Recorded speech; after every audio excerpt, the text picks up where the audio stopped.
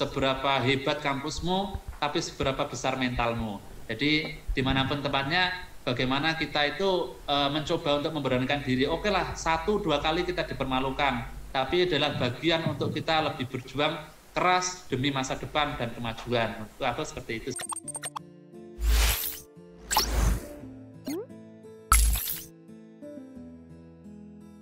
Assalamualaikum warahmatullahi wabarakatuh. Kembali lagi bersama saya Karin Azizah yang akan menemani teman-teman PTNU dalam acara Ruang Mahasiswa, tempatnya mahasiswa berprestasi. Halo, di sini ada Mas Emil.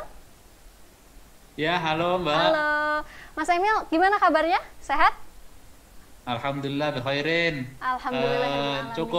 Cukup sehat meskipun agak sehat, memang sehat. Alhamdulillah sehat. Sehat lah ya. Mudah-mudahan tidak mengganggu kesehatan kegiatan ini ya. Mas Emil, sedang di mana nih Mas Emil? Aku sedang di rumah, Mbak. Sedang di rumah. Aman untuk kita bincang-bincang nih untuk 30 menit ke depan? Insya Allah aman. Insya Allah kalau aman, buat ya. NU semuanya insya Allah aman lah. Masya Allah, siap. Kader NU sekali ya. Amin. Oke, Mas Emil, kita santai aja ngobrolnya. Aku bukan mau nanya sih, lebih ke nama lengkap Mas Emil siapa, terus Mas Emil ini mahasiswa mana, mungkin Sobat PTNU belum kenal Mas Emil gitu, jadi kita perkenalan dulu nih gitu. Boleh dong? Oke, siap. Terima kasih sebelumnya, mohon maaf Mbak, sebelum aku beranjak ke perkenalan diri aku, alangkah baiknya aku kenal sampean dulu kayaknya ya. Iya. Soalnya nanti biar kalau nyapa itu lebih mudah gitu. Oke, tadi saya sebut nama saya Karin Azizah, panggil aja Karin. Karin, oke, siap Mbak Karin. Terima kasih untuk waktunya sore hari ini. Teman-teman semuanya, sahabat PTNU dimanapun teman-teman berada, perkenalkan nama saya Muhammad Emil Hakim Haba, biasa dipanggil Emil atau Kang Emil. Ini bukan Gubernur Jawa Barat ya, tapi insya Allah. Terus aku kuliah di Universitas Islam Nahdlatul Ulama Jepara atau biasa disebut Unisnu Jepara, teman-teman PTNU semuanya. Kayaknya itu dulu deh Mbak Karin ya. Oke, Mas Emil kuliah di Unisnu Jepara. Kalau boleh tahu semester berapa sih Mas Emil? Nah, sekarang aku semester 5, jurusan Hukum Keluarga Islam, Fakultas Syariah dan Hukum Unisnu Jepara. Oh, Hukum Keluarga Islam. Oh, kalau di Unusia Jakarta itu juga namanya Akhwalus Sahsiyah ya, sama ya? Dulu namanya Akhwal Syahsiyah, sekarang gitu. Lebih ngetren lagi katanya, Hukum Keluarga lagi. Islam gitu. Kalau hukum keluarga gitu tuh itu apa namanya? Masuknya ke nantinya SH atau punya gelar sendiri? SH. Tetap jadi SH. Kalau kita pindah ke hukum keluarga Islam, pertimbangannya salah satunya juga memang nanti gelarnya juga SH Mbak, tetap gitu. Sarjana hukum gitu. Oke, selama kuliah kegiatan apa aja sih yang udah sering dilakukan selain daripada kegiatan belajar tentunya di luar pembelajaran? Ya, alhamdulillah. Sejauh ini untuk menunjang proses saya menuju pengembangan diri, saya ikut beberapa organisasi dan kompetisi, kemudian beberapa pengabdian masyarakat juga memang saya suka yang sifatnya lebih ke kerja otot, Mbak. Kalau belajar kurang terlalu suka saya. Oh, kerja otot itu gimana tuh maksudnya kerja otot? Kerja otot itu maksudnya apa ya? Kalau misal kita bantu orang, terus kemudian kita kerja bakti, roan sama-sama teman-teman gitu. Semuanya kayak gitu. Kalau lebih ke agak apa ya berpikir kayak gitu, aku cepet panas soalnya Mbak. Kayak lampu gitu ya, cepet panas ya. Iya. Oke, Mas Emil ikutan organisasi apa nih di kampusnya? Internal, eksternal mungkin? Oke, kalau aku sendiri, alhamdulillah internal, eksternal ikut semua. Kalau di internal aku dulu, ini aku ceritain nggak apa-apa ya Mbak ya? Boleh maksudnya banget ya. Semuanya ya. Kalau aku dulu pas masuk di semester pertama, kan biasa ya kalau internal itu ada himpunan mahasiswa program studi atau himpunan mahasiswa jurusan, HKI, kemudian ikut lembaga penelitian dan pengabdian hukum, kemudian ikut lembaga pers mahasiswa, namanya LPM Bursa, kemudian ikut LKIF juga, lembaga kajian ilmu falak. Terus yang eksternal aku ikut di PMII Mbak, karena memang acuannya memang dia adalah salah satu banom di NU sendiri kan. Oke. Alhamdulillah bisa masuk di sana. Semoga nanti juga diakui oleh Mbak Hasyim juga. Amin. Amin, mudah-mudahan ya. Terus aku juga aktif di IPNU, aku sekarang jadi pengurus PAC bagian kaderisasi di kecamatan ya. IPNU. Oke, jadi masuk ke dalam segala lini yang ada di Banom NU ya, PMII, IPNU juga gitu. Keren sih ya, Mas. Alhamdulillah ya, memang istilahnya ya kadang jadi striker, kadang kiper, kadang gelandang juga Mbak. Bisa begitu kok, ini main bola atau gimana nih?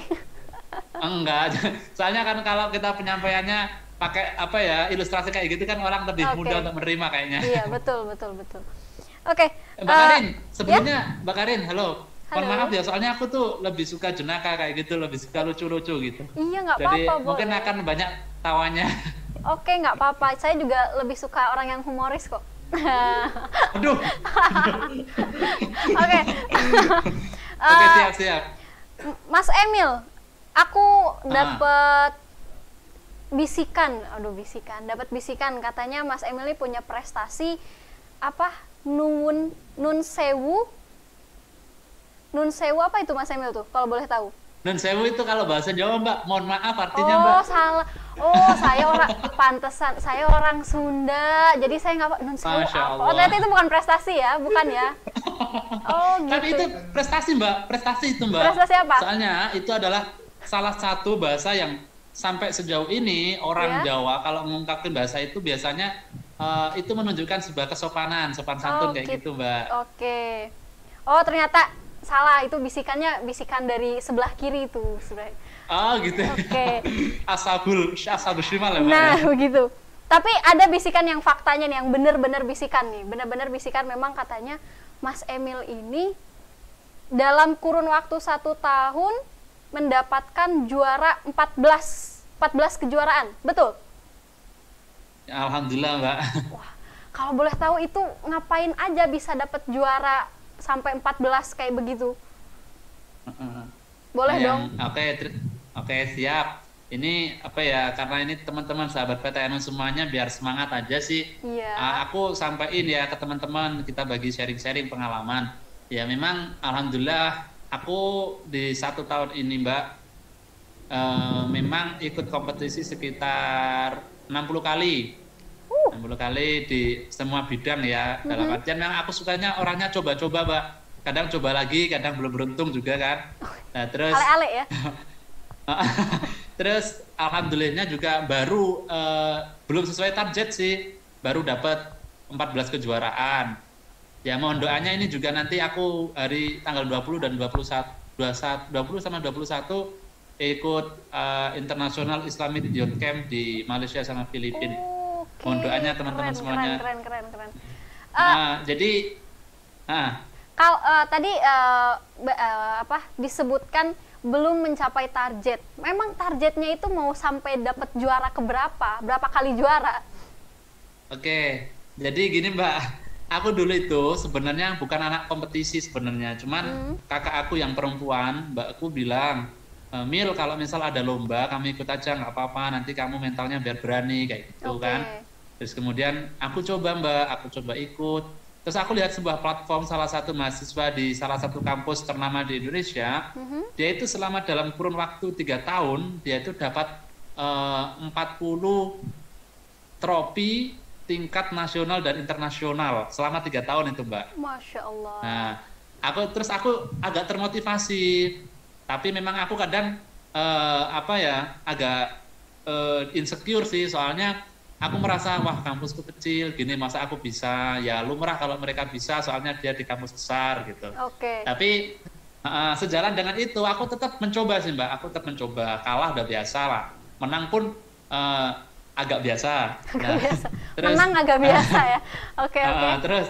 Terus aku merasa kok itu ya, biasanya itu 1 bulan dapat 2, kadang dapat 1. Ini beberapa 3 bulan udah vakum, belum ikut sama sekali, kayak ada hal yang kurang gitu Mbak. Nah, jadi terus kemudian aku akhirnya itu pokoknya kalau ada kompetisi aku ikut, entah itu kompetisi, kalau aku sektornya lebih ke basic public speaking, Mbak. Oh, Memang. oke. Meskipun ini agak gelepotan ya ngomongnya soalnya. Ya beda kan, beda. Kalau lagi lomba dengan lagi Beda. bincang-bincangnya beda, nggak apa-apa. Ah, Oke, aku mau tanya, Mas Emil ini prodinya apa sih? Tadi tadi prodinya itu hukum apa? keluarga Islam, Mbak. Oh iya, hukum keluarga. Dari sekian lomba yang diikutin, itu kebanyakan lomba apa aja? Kategorinya? Kalau aku kebanyakan kategorinya lebih ke lomba pidato sih, Mbak. Pidato, Oh. debate, terus kemudian apa ya? Broadcasting, kemudian qiraatul akhbar, kemudian orasi, kemudian apa ya? Kemudian ya kayaknya kebanyakan itu sih, Mbak. Sama video kreatif. Itu untuk juara-juara itu tuh skalanya skala nasional dan internasional atau memang hanya biasa-biasa aja levelnya? Oke, jadi di antara 14 itu yang 6 itu nasional, yang Ya. 1 internasional, yang 7 lagi itu Jawa, Jateng, regional, terus Oke. kabupaten. Yang skala internasional deh, aku penasaran skala internasional hanya apa sih? Oh, iya, jadi gini Mbak, ceritanya itu aku sebenarnya iseng pas ikut itu. Suatu ketika itu salah satu dosen nge-share salah satu pamflet perlombaan di UITM Malaysia, ya kan? Ya. Nah, itu ada beberapa cabang perlombaan, tapi aku pas kala itu di-share di grup itu aku kurang tertarik, soalnya aku udah ikut beberapa perlombaan, tinggal nunggu pengumuman juga kan. Nggak apa-apa lah gitu. Terus jangka beberapa hari tiba-tiba salah satu dosen ngechat aku, "Mil, kamu ikut ya, silakan milih," gitu. Duh, jangka Hamin 2 minggu, Mbak. Hamin 2 hari, Hamin 2 hari. Amin 2 hari. Terus aku akhirnya salah satu perlombaannya itu namanya e-talent, Mbak. E-talent. Ini International Islamic Talent. Talent kayak ceramah kayak gitu, Mbak. Oh, jadi di dalamnya campuran gitu ya? Terus Oke. pilihannya ada 2 bahasa. Bahasa yang pertama pakai bahasa Melayu, sama yang kedua bahasa Inggris. Tuh. Nah, Mas Emil karena pakai aku bahasa apa? English aku cukup 0, jadi aku pilih bahasa Melayu, Mbak. Kirain tadi Ya, mau bilang meskipun- pakai bahasa English. meskipun apa ya, meskipun Melayu aku masih juga harus belajar dari 0 sih, cuman Iya. masih jauh lebih mudah gitu. Iya, karena bahasanya Iya. masih mirip-mirip dengan kita juga kan. Oke. Ya. Itu skala internasional. Kalau skala-skala nasional itu tadi yang ada 6 itu apa aja sih? Kalau yang ada 6, ini seingatku ya Mbak ya, soalnya kemarin ya apa ya, aku nggak, kalau misal dapat aku tulis gitu aja. Oh, Seingatku gitu. sih, seingatku itu juara MKK juara 1 di Banten, UIN Banten. Terus juara pidato bahasa Arab di UIN Wali Songo Semarang. Terus kemudian juara video kreatif di Pondok Pesantren Khotamun Nabiyyin Jakarta. Terus kemudian juara orasi UIN Sunan Kalijogo Yogyakarta. Terus kemudian apa ya Mbak ya? Pidato atau apa ya? Intinya banyak di beberapa UIN gitu Mbak. Aku tertarik dengan lomba videografis ya? Videografis, video pendek. Video kreatif. Video kreatif. Itu bikin video seperti apa? Oh iya. Jadi dulu itu salah satu pondok itu membuat sebuah kompetisi video kreatif yang temanya itu tentang memuliakan Maulid Nabi kayaknya. Seingatku memuliakan Maulid Nabi. Terus ada beberapa pilihan di situ, boleh kemudian kita menampilkan salah satu video tentang bagaimana kita mencerminkan keteladanan kita mengikuti akhlak Nabiullah Muhammad SAW. Nah, kemudian yang video aku itu Mbak, aku kolaborasikan sama aku pas ceramah, kemudian aku kasih beberapa aku percantik sama beberapa editing video sih. Soalnya memang ini aku selama lomba itu aku talentnya, aku yang nge-shoot kameranya, aku yang edit dan aku yang upload sendiri. Itu memang rata-rata itu. Jadi memang semua dilakukan sendiri ya? Ya alhamdulillah. Memang soalnya sekarang posisinya masih sendiri soalnya Mbak. Oh, masih sendiri. Di rumah juga sendiri gitu. Enggak, kalau di rumah enggak. Oh, nggak punya support system gitu maksudnya, Mas? Kalau support system aku, ini aku. Kalau support system aku sebenarnya kalau orang tua sebenarnya kalau kamu lomba-lomba nggak terlalu sih. Cuman aku tadi ya tersupport sama itu loh yang satu orang itu loh, tak ingat dulu gitu. Masa hanya kayak gini aku gagal, aku masa menyerah gitu kan, nggak mungkin. Itu aja dia dapat 40 trofi pasti gagal bisa sampai ratusan kali, aku mikir kayak gitu Mbak. Terus kemudian kalau aku kan orangnya sering main kan Mbak, sering touring naik motor Astrea kan. Aku keluar-luar gitu, pergi keluar-luar ke kampus-kampus, banyak orang-orang pinter. Jadi aku merasa sepinter apapun kita di suatu daerah itu masih ada orang yang lebih pinter dari kita. Jadi kita nggak perlu untuk puas gitu Mbak. Jadi aku pengen kemudian oke lah, meskipun sekarang kita di sini dianggap begini begitu, aku nggak mau terbuai dengan itu. Aku masih jauh dari mereka-mereka yang ada di sana. Oke. Tadi juga ada lomba orasi. Aku penasaran, itu lomba orasi tuh kayak gimana? Sama kayak pidato atau orasi seperti halnya mahasiswa yang lagi orasi? Ya, jadi gini, aku beberapa kali sih juara orasi, pernah juga orasi santri NU juga pernah. Nah ini yang juara tingkat nasional itu aku orasi, tapi kita mainnya intonasi Mbak, beda intonasi aja, beda intonasi aja. Jadi kalau orang pidato kan Assalamualaikum warahmatullahi wabarakatuh, nah kayak gitu kan. Kalau misal orasi kan Assalamualaikum warahmatullahi wabarakatuh. Jadi powernya itu lebih beda gitu. Jadi kita bagaimana meluapkan sebuah ide itu menggunakan intonasi dan beberapa bahasa-bahasa penekanan yang diulang-ulangi. Kalau orasi bedanya di situ Mbak. Istilahnya apa ya? Aku lupa. Jadi memang mirip pidato, isinya mirip pidato tapi dengan intonasi orasi seperti halnya orasi mahasiswa seperti itu ya.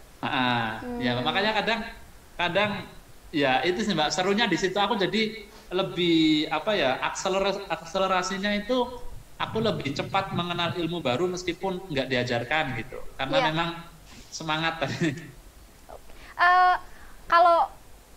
Kalau boleh tahu, sering juara lomba-lomba ini tuh dari kapan sih? Semenjak kuliah atau memang sudah dari zaman sekolah SMA dulu? Wah, tutup mata nih kayaknya ada. Enggak. Aku ini jujur ya Mbak. Mungkin ini salah satu betapa Allah itu selalu memberikan sesuatu kepada hambanya itu sesuai waktunya gitu. Aku dulu Mbak, aku itu di SMA pernah ikut lomba Mbak. Aku pernah ikut lomba.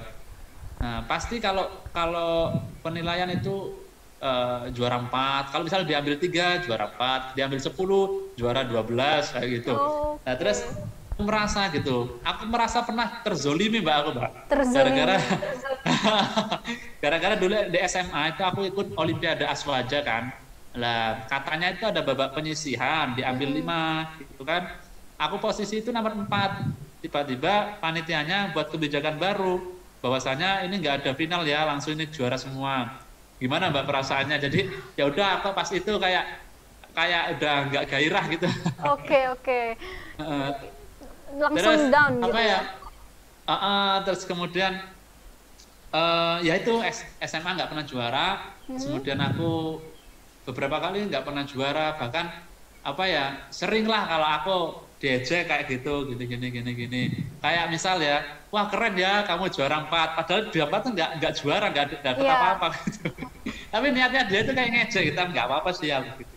Tapi biasanya kalau hal-hal yang mungkin ejekan seperti itu bisa jadi motivasi ya untuk kita untuk terus lebih semangat lagi ikutan lomba mungkin atau kegiatan-kegiatan lain. Tapi berarti memang dari dulu sudah sudah sering mengikuti kegiatan-kegiatan lomba sampai saat ini. Iya, gitu. tapi nggak public speaking Mbak, lebih ke belajar tadi loh, lebih ke buka buku, cari informasi yang sifatnya nggak diungkapkan lewat mulut Mbak. Oke, aku mau tanya seputar kampusnya dong. Di Unisnu Jepara ini ada berapa fakultas, ada berapa prodi sih? Kalau fakultasnya di Unisnu ada 5 Mbak. Jadi ada tarbiyah, syariah, dakwah, ekonomi, bisnis, sama saintek. Oke. Terus kalau program studinya di syariah sendiri itu ada 2, hukum keluarga Islam sama perbankan syariah. Kalau di tarbiyah itu ada beberapa PAI, PGSD, PG PAUD, sama PBI. Kalau di dakwah cuma 1, ilmu komunikasi. Kalau di FEB setahuku itu ada ekonomi Islam, akuntansi, manajemen, terus apa ya, 4 kayaknya Mbak. Kalau di saintek sekitar 7 Mbak, tapi aku lupa, salah satunya ada DKV, desain komunikasi visual, kemudian ada apa ya, budidaya perairan, kemudian teknik sipil, sistem informasi, teknik informatika, dan beberapa teknik-teknik yang lain Mbak. Prodi unggulan di Unisnu sendiri itu apa sih? Prodi yang banyak diminati? Kalau yang banyak diminati untuk saat ini memang PGSD, Mbak. Oke. Jadi dia itu jurusan baru tapi peminatnya langsung banyak. Soalnya mungkin progres kerjanya mungkin cukup jelas sih. Mungkin yang jelas. Kalau yang nggak jelas saya juga nggak tahu, Mbak. Oke. Mas Emil yang kita tahu lombanya itu kebanyakan di ranah-ranah public speaking gitu kan. Tapi kok kenapa nggak masuk ke prodi bukan AS, prodi komunikasi dakwah. Dakwah itu. Oke. Menarik sekali Mbak untuk pertanyaannya. Jadi aku dulu sempat, saudaraku pada bilang kayak gitu. Kamu masuk di dakwah aja gini. Terus aku merasa gini, menurutku di era seperti ini Mbak, era di mana teknologi ini mutakhir sekali ya, dengan berbagai perkembangannya.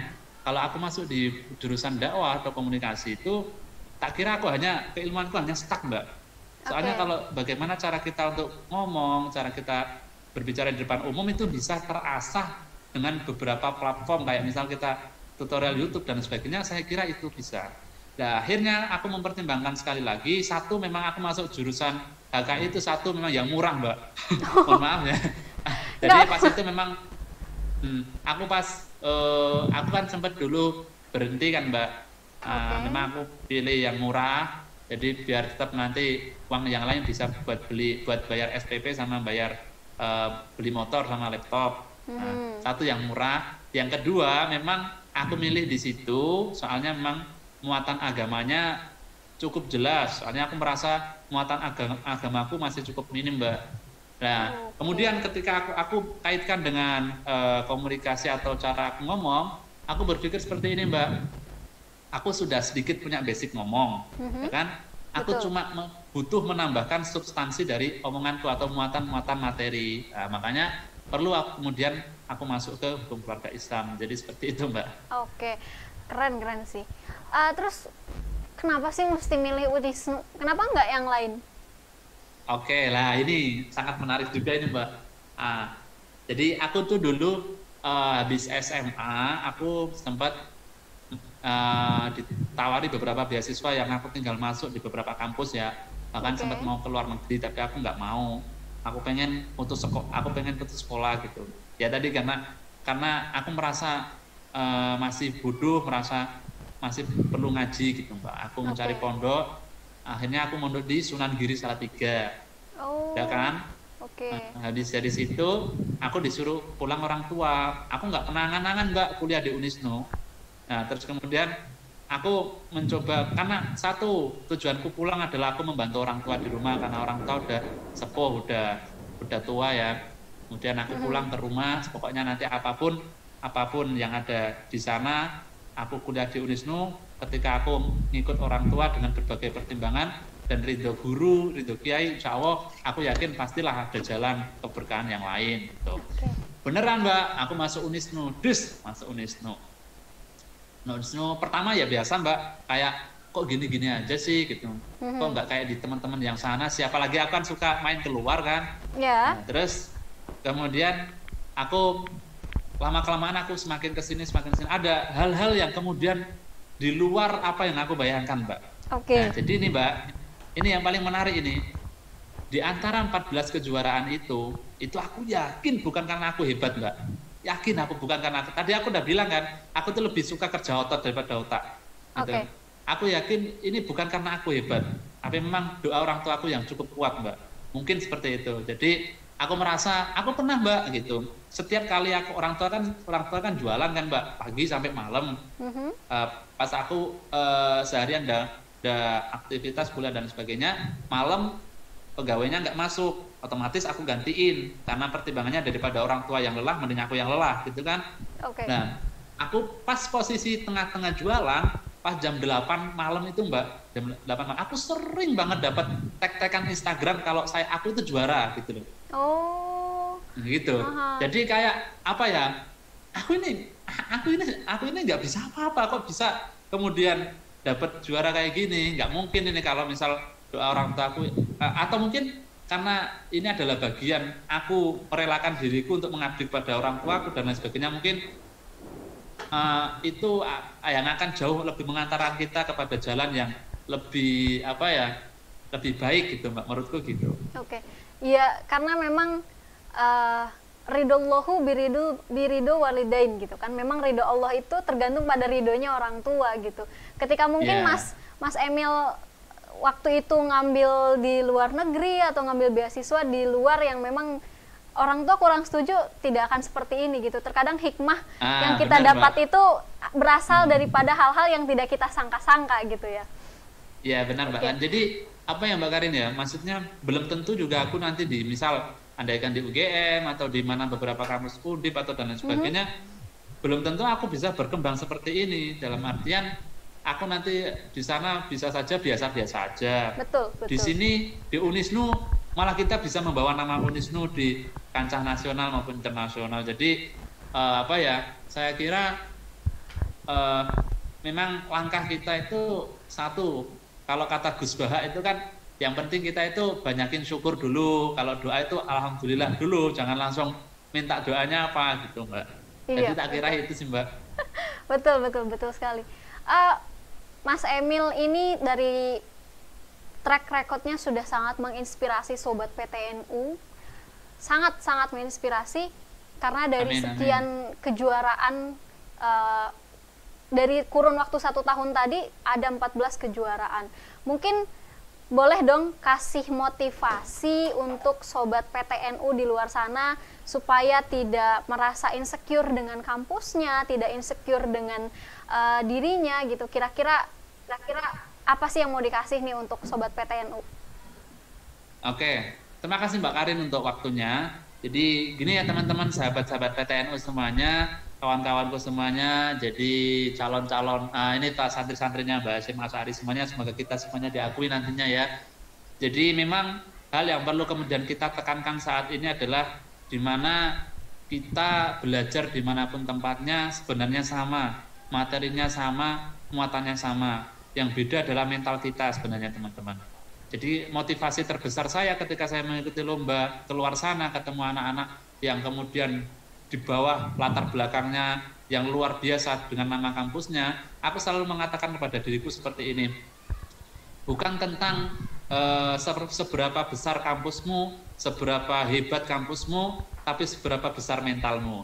Jadi dimanapun tempatnya, bagaimana kita itu mencoba untuk memberanikan diri. Oke lah, 1-2 kali kita dipermalukan, tapi adalah bagian untuk kita lebih berjuang keras demi masa depan dan kemajuan. Itu aku seperti itu sih Mbak. Oke. Tadi boleh ya quotes-nya kita ambil buat jadi judul di ininya ya, di judul YouTube-nya. Bukan Ya, seberapa apa-apa besar, bukan seberapa besar kampusmu, bukan seberapa hebat kampusmu, melainkan seberapa besar mentalmu, begitu. Ya boleh. Yang penting jangan buat judul skripsi ya Mbak. Kayaknya nggak keterima soalnya. Tidak masuk di prodiku kalau misalkan pakai judul skripsi seperti itu. Tapi Ya. oke, keren. Memang betul, itu adalah suatu hal yang memang perlu kita tanamkan dalam diri dimanapun kita berada, dimanapun kita berpijak, di situ kita harus menjunjung tanah yang kita pijak gitu kan ibaratnya. Karena memang semua proses itu kita lalui tidak langsung level atas, tapi step by step gitu kan. Begitupun dengan Mas Emil ini bisa dapat 1 tahun 14 kejuaraan, ya pasti melalui step by stepnya gitu kan, melalui prosesnya gitu. Ya tadi seperti mesti ngerasa insecure dulu, mesti ngerasa dirinya tidak cocok untuk mendapatkan kejuaraan ini, tapi semuanya Allah yang tentukan gitu kan. Semuanya Allah yang takdirkan bahwa Mas Emil harus punya prestasi segitu banyaknya gitu, dan bisa menginspirasi sobat PTNU di luaran sana gitu. Semoga dengan Karin, sebentar. Okay. Karin, nah ini pesan-pesan buat teman-teman semuanya ya, teman-teman. Mohon maaf sekali, aku jujur kalau aku memang masih jauh dari harapan, mungkin nggak sehebat dari apa yang disampaikan Mbak Karin tadi ya. Begitu pula apa yang saya sampaikan. Namun sejauh ini aku pesan ke teman-teman semuanya, ya pesan sama diriku juga. Jadi intinya seberapa besar kita memuliakan orang tua, seberapa besar takdim kita pada orang tua, itulah yang akan menentukan seberapa besar sukses kita di masa depan. Seperti itu, Mbak. Itu perlu dicatat, digarisbawahi ya oleh sobat PTNU yang menonton video ini nanti,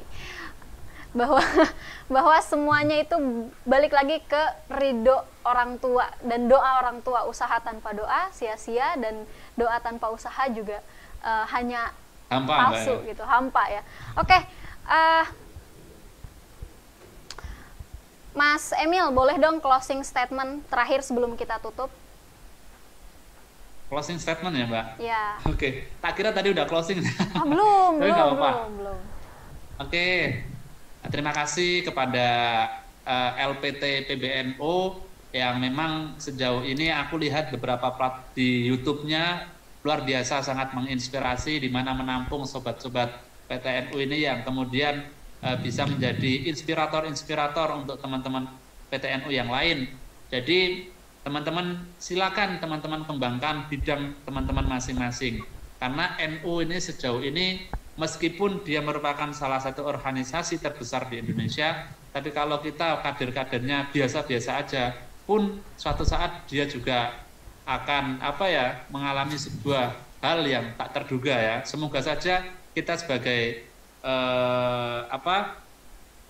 kader-kader NU ini, aku berpesan bahwasanya seperti halnya kata Gus Dur, jika kau menginginkan perubahan, jangan tunduk pada kenyataan. Asalkan kau yakin di jalan yang benar, maka lanjutkan. Gitu. Oke, siap. Mungkin itu dulu Mbak Karin ya. Oke, keren. Terima kasih Mas Emil atas waktunya, sudah mau berbincang-bincang bareng kita di acara Ruang Mahasiswa. Semoga lain kesempatan kita bisa berbincang-bincang lagi lebih dalam tentang, mungkin kita nanti bikin agenda ngomongin gimana caranya supaya bisa dapet juara gitu ya. Aduh. Ya, nggak apa-apa, mungkin bisa nanti kita belajar teman-teman. sama-sama, Mbak. Iya, aku juga masih belajar soalnya. Oke, terima kasih Mas Emil atas waktunya. Mohon maaf bila aku banyak mengucapkan kalimat-kalimat yang kurang berkenan. Juga terima kasih Sobat PTNU sudah menyaksikan video ini. Kurang dan lebihnya mohon maaf. Wallahul muwaffiq ila aqwamit thoriq. Wassalamualaikum warahmatullahi wabarakatuh.